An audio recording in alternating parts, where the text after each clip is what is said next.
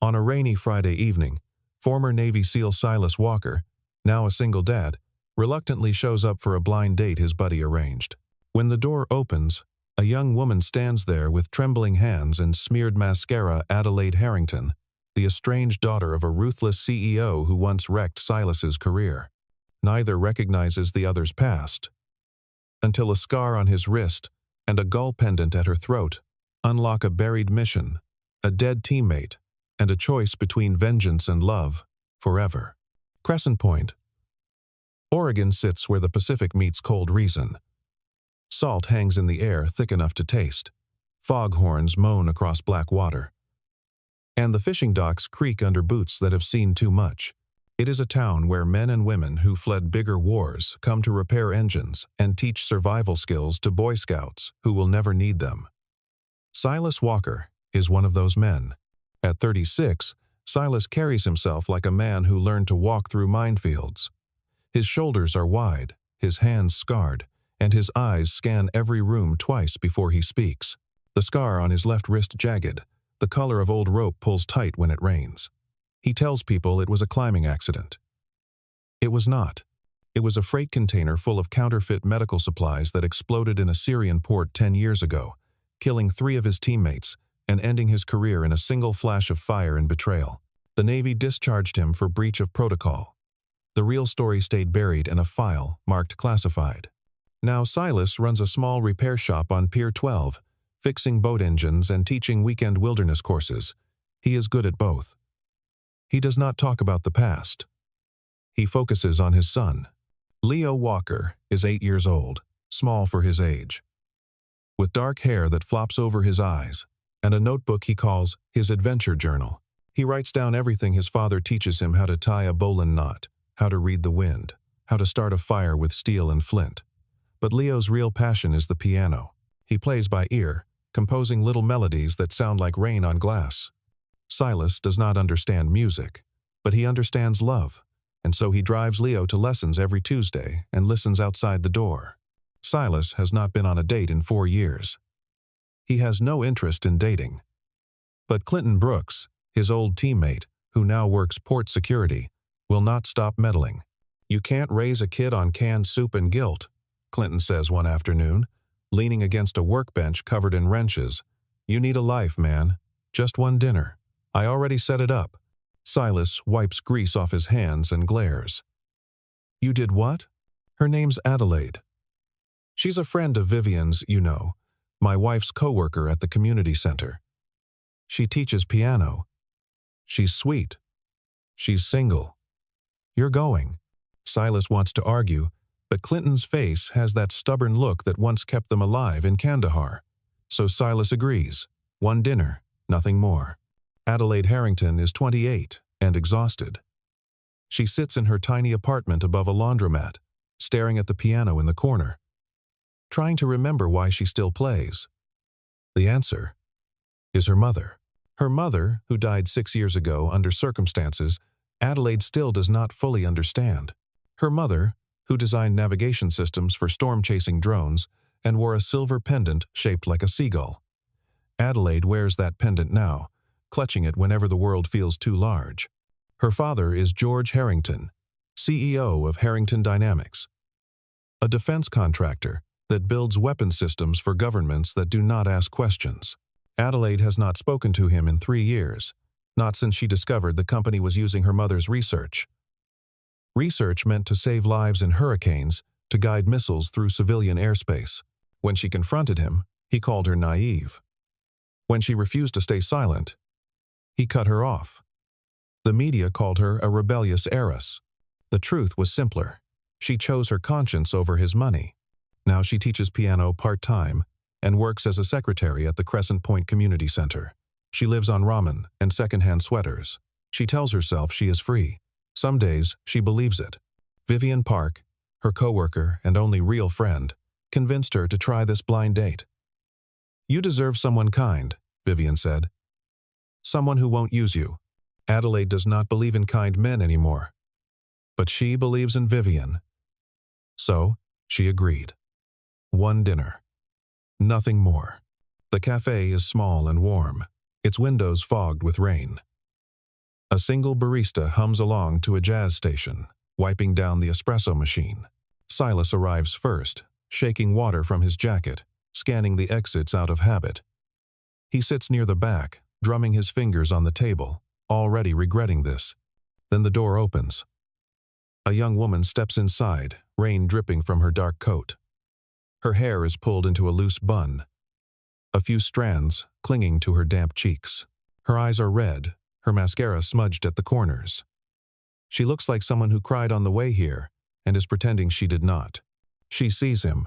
He stands. They shake hands. "Adelaide?" he asks. "Silas?"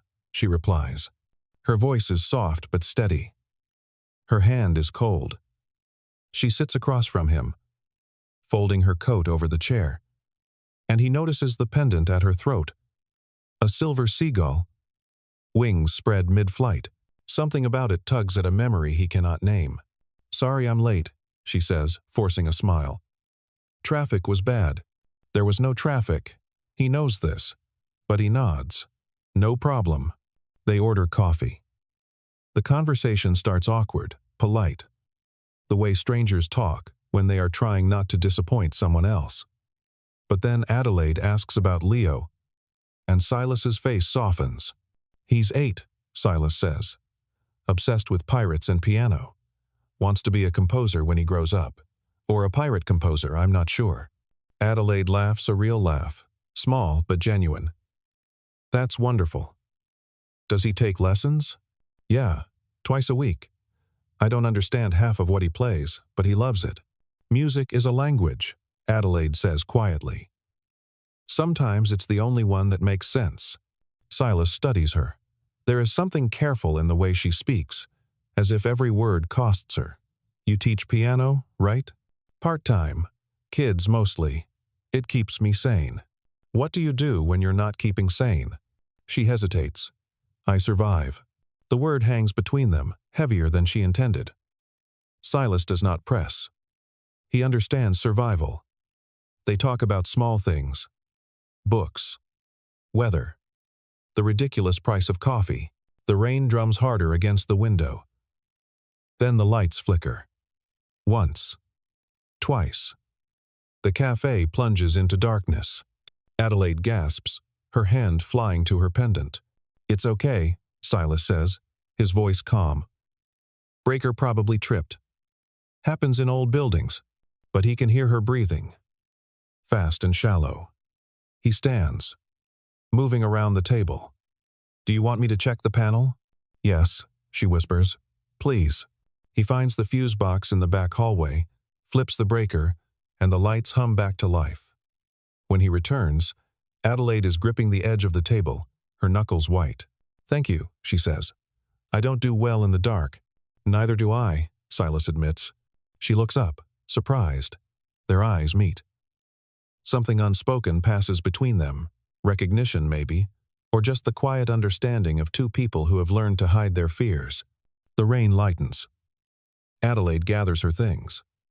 At the door, she realizes she forgot her gloves. Silas grabs them, jogs after her into the drizzle. As he hands them over, her fingers brush the scar on his wrist. She stares at it. "Does it hurt?" she asks. "Not anymore," he says. She nods slowly, something flickering in her eyes, curiosity, or maybe sadness. Then she smiles. "Good night, Silas." "Good night, Adelaide." He watches her walk away, her figure dissolving into the mist. He does not know why, but he wants to see her again. The following Tuesday, Adelaide meets Leo. Silas brings him to the community center after school, and Vivian introduces them. Leo is shy at first, clutching his adventure journal. But when Adelaide sits at the piano and plays the opening bars of Claire de Lune, his eyes go wide. "Can you teach me that?" he asks. "I can teach you a simpler version," Adelaide says. "If your dad says it's okay." Silas, standing in the doorway with a toolbox, shrugs. "He's been bugging me about lessons for months." So it begins. Every Tuesday and Thursday, Adelaide teaches Leo. She starts with scales, then simple melodies. Silas stays nearby, fixing a broken piano bench, oiling the hammers, tightening screws. He does not hover, but he listens. He hears Adelaide's patience, the way she never raises her voice when Leo stumbles, the way she claps when he gets a phrase right. One evening, after Leo runs off to show Vivian his progress, Adelaide and Silas cook clam chowder together in the center's tiny kitchen. It is not planned. It just happens. She chops onions. He stirs the pot. They talk about nothing and everything, childhood memories, favorite foods, the strange comfort of routines. "You're good with him," Silas says. "He's easy to be good with," Adelaide replies. He listens. Most kids don't. Most kids don't have a reason to. Leo does. He wants to make something beautiful. Adelaide smiles. So did my mom. She was an engineer, but she played piano like it was prayer. Was? She died 6 years ago. Cancer, they said. But I've never been sure. Silas does not ask more. He can see the wound is still raw. Instead, he folds a napkin into the shape of a bird, a trick he learned in the field to entertain local kids. Leo squeals with delight. Adelaide laughs, and for the first time in years, Silas feels something close to peace. But that night, as they clean up, the television in the corner flickers to life. A news anchor's voice cuts through the quiet. Harrington Dynamics announces a new multi-billion-dollar contract with the Department of Defense. The camera pans to a man in a charcoal suit, silver hair, cold eyes, a smile that does not reach past his teeth. Adelaide freezes. Silas glances at the screen, then at her. "You okay?" he asks. She grabs the remote and changes the channel, her hand shaking. "Yeah. Fine. Just tired. But Silas knows a lie when he hears one. And that face on the screen, George Harrington, strikes a chord in his memory. Faint, but insistent, like a name he once knew and tried to forget. The next morning, Clinton Brooks shows up at Silas's shop unannounced. He is carrying a manila envelope, sealed with red wax. His face is grim. "We need to talk," Clinton says. They go inside. Clinton locks the door behind them. He places the envelope on the workbench and steps back, arms crossed. "I wasn't going to bring this up," Clinton says, "but I've been digging. That mission, the one that ended us, it wasn't an accident." Silas feels his chest tighten. "I know. Do you know who signed off on the fake manifests? Who ordered us into that warehouse?" Silas shakes his head. Clinton opens the envelope. Inside is a USB drive and a sheet of paper with a single sentence scrawled in black ink. "Don't trust anyone from Harrington. I pulled the black box logs from an old backup," Clinton says. "Took me years. The crate codes match a shipment flagged under Harrington Dynamics. Medical relief supplies, they called them. Except they weren't. They were experimental guidance chips for drones. Highly illegal. Highly profitable." Silas stares at the USB. His hands are shaking. "Who else knows? Just me. And now you. Why now?" Clinton hesitates. "Because George Harrington is about to destroy the evidence. There's a warehouse, Sable Storage, outside Portland, where they keep the old manifests. If we don't move soon, it's gone." Silas picks up the drive. The weight of it feels like a grenade. "What do you want me to do? Get proof. Expose him. Clear our names. And then what? We go to jail for breaking and entering? Better than living with this," Clinton says quietly. "Better than letting them get away with it." Silas does not answer. He thinks of Leo. He thinks of Adelaide. He thinks of the 3 men who died because someone wanted to make a profit. Finally, he nods. "I'll do it. But I need time. Time's the one thing we don't have," Clinton says. Then he leaves, disappearing into the rain. That evening, Silas cancels plans with Adelaide. She texts him. "Everything okay?" He replies, "Busy. Sorry." She sends back a sad face emoji. He stares at it for a long time. He does not tell her the truth. He cannot. Not yet. Not until he knows what it means. But the distance grows between them, invisible and heavy, like fog rolling off the ocean. Adelaide feels it too. She lies awake that night, clutching her mother's pendant, wondering if she has made another mistake, wondering if she will ever stop being someone people leave behind. The past does not stay buried. It seeps through cracks, rises with the tide, whispers in the dark. For Silas, it comes in nightmares. Flashes of fire, screams, the metallic shriek of steel warping under heat. He wakes in a cold sweat, gripping the sheets, trying to remember the details. The mission was supposed to be simple: intercept a shipment of counterfeit medical supplies, bound for a conflict zone, retrieve the cargo, extract. But when they breached the warehouse, the crates were mislabeled. Inside were not bandages or vaccines, but prototype guidance systems, still hot from testing. Someone had set them up. Someone had wanted them dead. 3 men burned. Silas survived because he was checking the perimeter. The Navy blamed him for going off script. The real culprits, the ones who signed the shipping orders, who altered the manifests, vanished into the bureaucracy. For Adelaide, the past is quieter but no less cruel. She remembers being 19, sitting in her father's office, holding a folder marked Project Gullwing. Inside were schematics. Her mother's schematics for a navigation system designed to help drones fly through hurricanes and deliver aid. But the patents had been transferred. The research had been weaponized. Her mother's name had been erased. "Why did you do this?" Adelaide had asked. George Harrington had not looked up from his desk. "Your mother was brilliant, but naive. She thought science could stay pure. I made sure her work mattered. It mattered to her. She's dead. I'm not." Adelaide had walked out that day and never gone back. But the pendant, her mother's pendant, shaped like a seagull in flight, stayed with her. She wears it like a vow. Never forget. Never forgive. Now, sitting in her apartment, she Googles George Harrington. The search returns hundreds of results, press releases, shareholder reports, photos of him shaking hands with senators. She scrolls deeper. An old article catches her eye. 3 sailors die in Syrian warehouse explosion. Navy cites procedural failure. She clicks. The article is brief, clinical. No names. No details. Just a line about a training exercise gone wrong. But at the bottom, there is a photo, a memorial service, a flag folded into a triangle, and in the background, barely visible, a young man with a scar on his wrist. Adelaide's blood runs cold.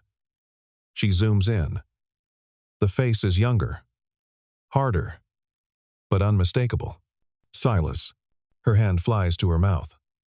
She closes the laptop. Her heart is hammering. She thinks of her father's company. She thinks of the manifests. She thinks of the scar. She does not sleep that night. The next day, Henry Doyle, an investigative reporter for the Oregon Ledger, sends Silas a text. "We need to meet. Clinton gave me your number. I can help." They meet in a diner on the outskirts of town. A place with cracked vinyl booths and coffee that tastes like burnt rubber. Henry is in his 40s, balding, with ink-stained fingers and the tired eyes of a man who has chased too many dead-end leads. "I've been following Harrington Dynamics for 5 years, Henry says, sliding a folder across the table. "They're ghosts. Every time I get close, the story disappears. Sources recant. Files go missing. But I've kept copies of everything." Silas opens the folder. Inside are photocopies of shipping logs, bank transfers, emails with redacted names. One email stands out. The subject line reads, Gull Protocol. The body is mostly blacked out, but a single line remains visible. Proceed with substitution. Authorize cleanup if compromised. "What's Gull Protocol?" Silas asks. "Your mother's work," Henry says, then pauses. "Sorry. I mean Adelaide Harrington's mother, Dr. Elena Harrington. She designed a guidance system called Gullwing. It was supposed to be humanitarian. George turned it into a weapon."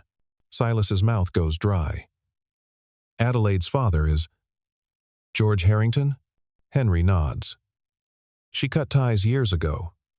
From what I understand, she's clean. But her name still opens doors. If we can get her to— No, Silas says sharply. You leave her out of this. Henry raises his hands. Okay. Okay. But you need leverage. And right now, Harrington's about to scrub every trace of Gull from the archives. If you want justice, you need to move fast. Silas takes the folder. I'll think about it. But thinking is a luxury he does not have. Because that evening, as he picks up Leo from school, a black SUV follows them for 6 blocks. Silas notices. He always notices. He takes a detour, cutting through side streets, doubling back.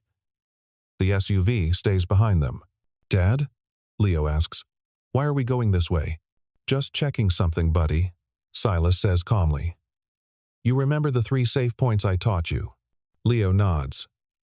Home. The shop. Clinton's house. Good. If anything happens, you go to one of those. You don't stop. You don't talk to anyone. Got it? Leo's eyes widen. Are we in trouble? No. Silas lies. But it's always good to have a plan. The SUV finally turns off. Silas exhales. But the message is clear. Someone knows he is digging. Someone wants him to stop. That night, Adelaide shows up at his shop. She is soaked from the rain. Her hair plastered to her face. Her eyes blazing. Why didn't you tell me? She demands. Silas freezes. Tell you what? About the mission. About my father. About what he did to you. Silas's stomach drops. How do you? I found the article. I saw your picture. And I put the pieces together. She steps closer, her voice breaking. You knew who I was. You knew my father destroyed your life. And you said nothing. I didn't know, Silas says. Not at first. And when I figured it out, what, you thought you'd use me? Get close to the CEO's daughter and settle the score? No. His voice is hard now. I thought I'd protect you from this. I thought he stops. The words are tangled. Useless. Adelaide's face crumples.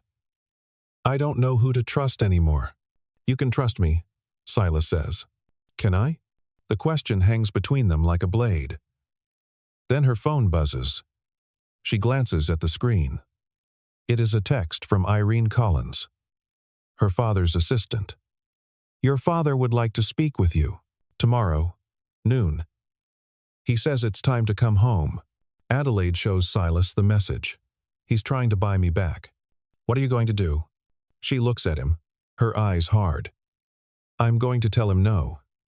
And then, I'm going to help you. Silas stares at her. Why? Because my mother deserved better. Because you deserve better. Because I'm tired of running. She sets the pendant on the workbench between them. It gleams under the fluorescent light, small and defiant. This was my mother's. It's all I have left of her. But if you need it, if it helps you prove what he did, take it. Silas picks up the pendant carefully.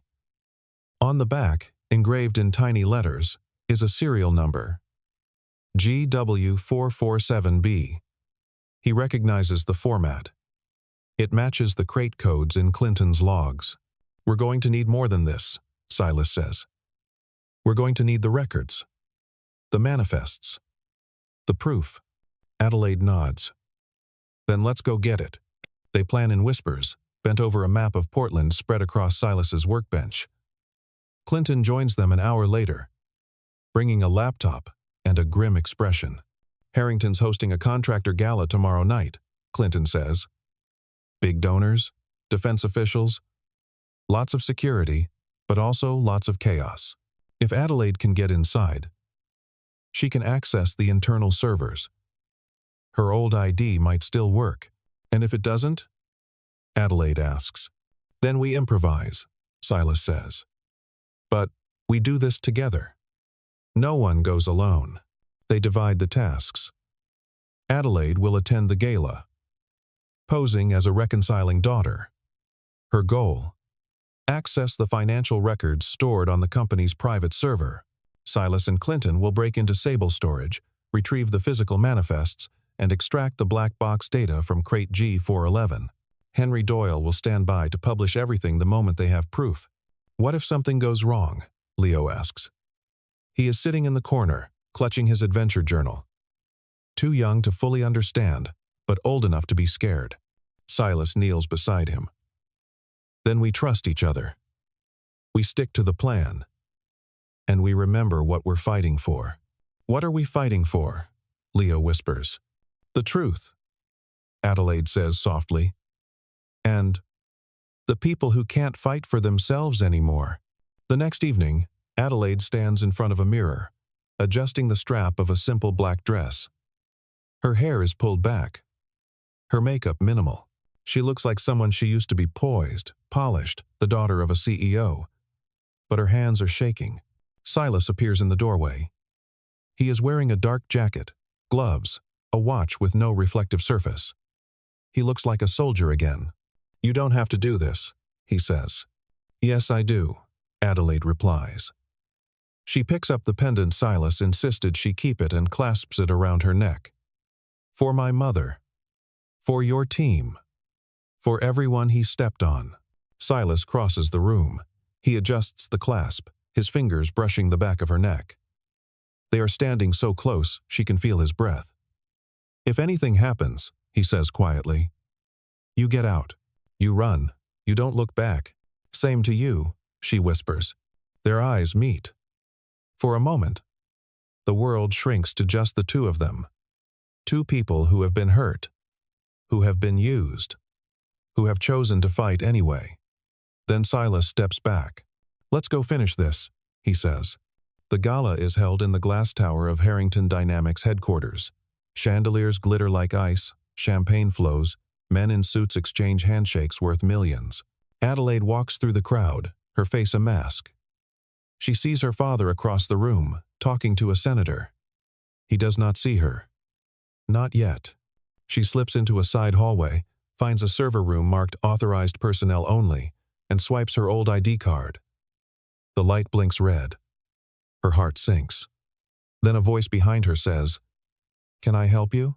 It is Bernie Cole, the company's internal lawyer. He recognizes her. Adelaide? What are you doing here? She forces a smile. Just visiting. Trying to make peace. Bernie looks skeptical. But before he can respond, George Harrington appears, flanked by security. His face is cold. Adelaide, he says. What a surprise. Across town, Silas and Clinton are cutting through the chain-link fence surrounding Sable storage. The facility is dark, guarded by cameras and motion sensors. Silas moves like a shadow, disabling alarms with a handheld jammer, reading the patrol patterns from the guard shifts Clinton memorized. They reach Warehouse 3. Inside, rows of steel crates stretch into the darkness. G411, Clinton whispers, shining a flashlight across the labels. They find it near the back, a crate stamped with the Gull logo, and a date from 10 years ago. Silas pries it open with a crowbar. Inside is a black box recorder, still intact. Got it, Silas says. Then the lights flood on. 6 men step out from behind the crates, armed and ready. The trap has been sprung. Back at the gala, George corners Adelaide in his private office. You think you can waltz back in here and play hero? He says. You think you're going to expose me? Adelaide lifts her chin. I'm going to try. George laughs a cold, ugly sound. You're just like your mother. Idealistic. Weak. My mother was stronger than you'll ever be, Adelaide says. She built something to save lives. You turned it into a weapon. You stole her work. You erased her name. And when she tried to stop you, she had an accident, George says flatly. Adelaide's breath catches. It wasn't an accident. George does not answer. The silence is confession enough. Adelaide feels her world tilt. But then her phone buzzes. A text from Silas. Live in 3 minutes. Get out. She glances at the wall screen behind her father's desk. It is linked to the gala's presentation system. If she can access it, you're done here. George says, gesturing to security. But Adelaide is faster. She grabs a remote from his desk, activates the screen, and pulls up the server file she downloaded on her way in. The screen flickers. Then, suddenly, it is broadcasting live streaming directly to every monitor in the building, and to Henry Doyle's blog, and to the phones of every guest downstairs. The files scroll across the screen. Shipping manifests, bank transfers, emails with George Harrington's digital signature. And at the center of it all, the Gull Protocol. A scheme to funnel experimental weapons into conflict zones under the guise of humanitarian aid. The room erupts in chaos. Guests pull out their phones. Security rushes toward the server room. George Harrington's face goes white. At Sable Storage, Silas fights like the soldier he used to be. He disarms 2 men, drops a third with a kick to the knee. Clinton takes a bullet to the shoulder but keeps moving, throwing Silas the red drive containing the black box data. Silas catches it, shoves it into his jacket, and runs. Behind them, flames erupt. A spark from the firefight ignites old chemicals stored in the warehouse. The building roars to life, heat and smoke pouring through the corridors. Adelaide, watching the chaos unfold on the gala screens, realizes Silas is trapped. She pulls up the building schematics on her phone. Her mother had designed the original fire suppression system and finds the override panel. She sprints to the server room, bypassing security codes her mother taught her years ago, and activates the sprinkler system remotely, flooding Sable Storage with water. The flames die. Silas and Clinton stumble out, coughing, drenched, alive. FBI agents arrive minutes later, sirens screaming. Henry Doyle's article is already going viral. George Harrington is arrested on the floor of his own gala, handcuffed in front of cameras and senators, and the daughter who refused to stay silent. As they lead him away, he looks at Adelaide. "You've destroyed everything," he says. "No," Adelaide replies. "I've freed it." 3 months later, the world has moved on. George Harrington is awaiting trial. Clinton Brooks is recovering, his arm in a sling. His name cleared. The Department of Defense has reopened the case of the Syrian warehouse explosion and issued formal apologies to the families of the fallen. Silas Walker's service record has been amended. The discharge has been overturned. He has been offered a commendation. He declined. "I don't need a medal," he told the officer. "I just needed the truth." Adelaide Harrington has no inheritance. Her father's assets are frozen pending investigation. But she does not care. She has started a nonprofit called Wings of Honor, dedicated to protecting whistleblowers and supporting families of soldiers killed by corporate negligence. Vivian Park and Henry Doyle have joined her board. The work is hard. The work is good. And she has Silas and Leo. They live now in a small house overlooking the bay, the kind of place where salt air drifts through open windows and the sound of the ocean lulls you to sleep. Leo has his own piano, a beautiful upright that Silas restored himself. Adelaide teaches him every evening, and sometimes Silas sits on the porch and listens, marveling at how something so fragile can hold so much strength. One evening, as the sun sets over the water, Silas takes Adelaide's hand and leads her to the edge of the deck. He pulls the gull pendant from his pocket. She had given it back to him during the investigation, but he kept it safe. "This belonged to your mother," he says. "It's part of her legacy, part of who you are. I want you to have it," Adelaide says. "No." Silas closes her fingers around it. "You keep it, because it reminds you of where you came from. And this," he pulls a small velvet box from his jacket. Inside is a simple silver ring. "This reminds you of where we're going." Adelaide's breath catches. "Silas, I'm not good with words," he says. "But I know this. We spent too long surviving. I want to live. With you.